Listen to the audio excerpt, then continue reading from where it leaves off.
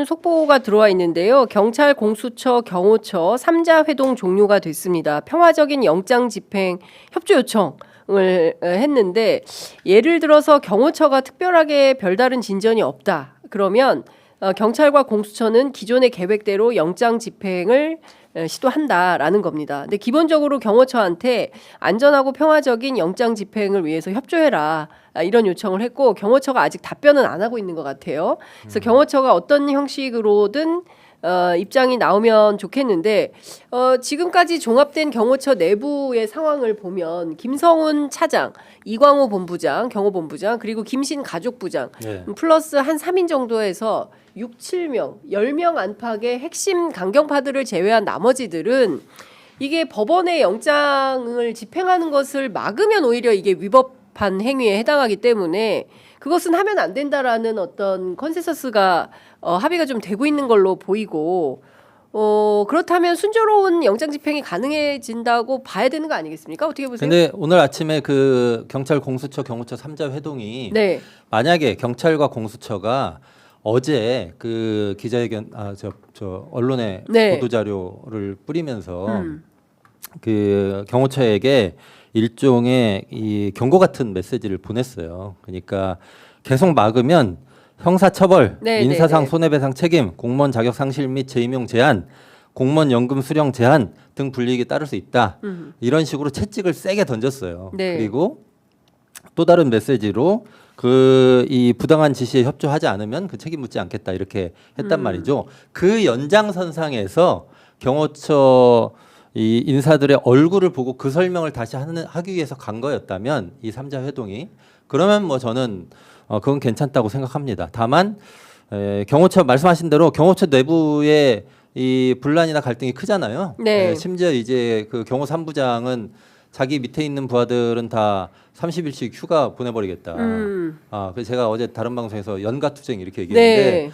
옛날에 전교조 이런데 이 저 파업을 잘 못 할 수가 없으니까. 네네네 그런 거 있었죠. 법적인 이 휴가를 쓸 권리 이걸 썼잖아요. 네. 그거 해가지고 지금 이 싸우겠다 하는 식으로 내부에 이제 이 경호차장이나 이런 강경파들에게 반대하는 흐름이 명확히 있는 거죠. 그러면 네. 이제 지금 와서 걱정은 체포영장을 집행하기 위해서 들어갔을 때 마지막 순간에 윤석열 씨의 이 최근접해서 윤석열 씨를 지키겠다고 하면서 무기를 들고 싸울 수도 저항할 수도 있는 네. 한 10명쯤 되는 사람들 이 사람들 어떻게 할 것이냐 요 문제잖아요.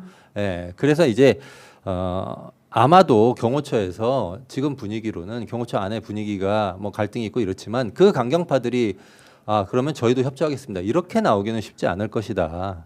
현재까지는 뭐 그런 생각이 좀 듭니다. 저희가 이제 경호처 내부 취재해 보면 어떤 네. 얘기가 나오냐면 강경파라고 알려진 사람들도 평소에 경호법을 숙지하고 있기 때문에 총을 아무데서나 뽑지 예, 예. 않는다는 거예요. 예. 그러니까 날아오는 총을 막는 훈련은 되어 있지만 선제적으로 총을 뽑아서 공격하는 경우는 없다. 그래서 강경파들도 먼저 총을 꺼내서 위협하면서 유혈 사태를 만들지는 않을 거다. 그게 이제 자신에게 실제로 35년 구형이 가능하다는 거 아니겠습니까? 예. 근데 이 범죄를 다 윤석열을 위해서 내가 다 떠안고 가겠어. 나는 순장조야. 이렇게 할 리는 없다라는 주장도 나옵니다. 그러니까 이제 지금 이 대통령 관저가 우리가 눈에서 보이는 저지선이 3개쯤 있잖아요. 1선, 2선, 3선 저지선이 있고 맨 마지막이 이제 아마 관저 내부일 네. 거예요.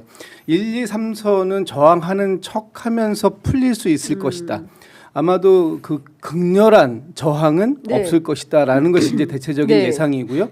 이 부분에 대해서 뭐 아까도 말씀 나왔습니다만 이르면 내일이라는 표현이 너무 힘들다라고 했지만 사실 이르면 내일 전략이 경호처 내부에 상당한 동요를 만들어낸 건 또 사실이거든요. 네.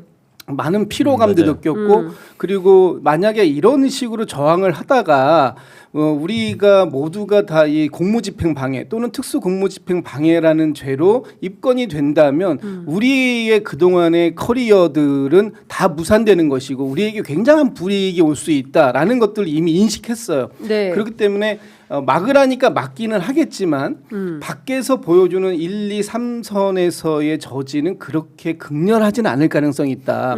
문제는 마지막 관저 안에서의가 문제인 것인데 거기에서 이제 이 수사관들이 영장을 보여주고 네. 지금부터 영장을 집행하겠습니다라고 했을 때 이것을 그래서 이제 뭐 수갑을 채우려고 하든 그러니까 자발적으로 걸어 나오면 그런 것까지는 필요 없겠지만 안 한다고 했을 때 저항했을 때 그걸 잡으려고 달려드는 이 상황을 경호관들이 특히 그 경호 차장이나 네. 가족부장 또는 거기에 지금 그 본부장 뭐 이런 사람들이 볼 때는 대통령의 이 신체에 위해를 가하는 거다라는 식으로 해석할 수 있어요. 그렇게 되면 그때 만약에 그때는 우발적이든 아니면 일부러 네. 뭐 어쨌든 유도하는 형식을 통해서라도 마지막 순간에는 그런 불상사가 있을 수도 있을지 모르겠다라는 것이 이제 하나의 걱정인데 네. 그 부분에 대해서 어떻게 해소할 수 있는지에 대해서도 아마 이 공조본이 충분하게 논의를 했을 것으로 보여집니다. 어쨌든 네. 지금 상황 속에서 이 경호처가 그 단일 대우로 일사불란하게 이 경찰 공조본의 이 체포 집행을 네. 막아설 것 같지는 않다라는 부분이 좀 있는데 네. 지금 보여주는 뭐 이렇게 그 가방 메고 다니는 거 있잖아요. 네네네. 헬멧 쓰고 네. 뭐 전투복 입고 네. 가방 메고 다니는 건 그거는 실제 그 가방을 열어서 총기나 화기들을 꺼내서 사용용이라기보다는 우리도 지금 만반의 준비를 하고 있다. 또 네. 윗선에서의 지시를 우리도 안 따를 수는 없다. 뭐 이런 정도의 보여주기식 그 작전 계획 정도가 아닌가 싶은데 뭐 실제로 윤건영 의원이 그 얘기를 하지 않았습니까? 매스컴에 노출되게 순찰해라. 그리고 전술복 및 헬멧을 복검을 착용해라. 대신에 실탄 포함 확인은 가방에 넣어두되 노출되지 않도록 휴대해라라는 어떤 지침을 내린 상태에서 한 거기 때문에 이게 기본적으로 위협에 해당한다. 그러니까 들어오면 위헌 사태 날 수 있어? 그러고도 들어올 거야? 들어오지 마. 이제 들어오지 마. 들어오지 마. 그런 이제 거죠. 들어오지 이런 말라는 이런 제가 이제 시그널로. 하나만 더 말씀드리고 예. 싶은 게 경호처에도 처훈이라는 게 있어요. 그 처훈. 처훈. 네. 교훈처럼. 교훈처럼 네. 학교에 가면 교훈이 있고 네. 경호처에는 처훈이라는 네. 게 있어요. 착하게 살아라 이런 거죠. 네, 그렇죠. 경호처의 급훈 급훈인가요? 네. 조폭 얘기. 경호처의 처훈이 뭐냐면 하나된 충성, 영원한 명예예요. 명예. 명예. 근데 지금 경호처에 그 소속되어 있는 직원들이 과거와 같이 일사불란함 이것이 하나된 것이잖아요. 그 위에서 명령하면 밑에서는 그 명령을 따른다.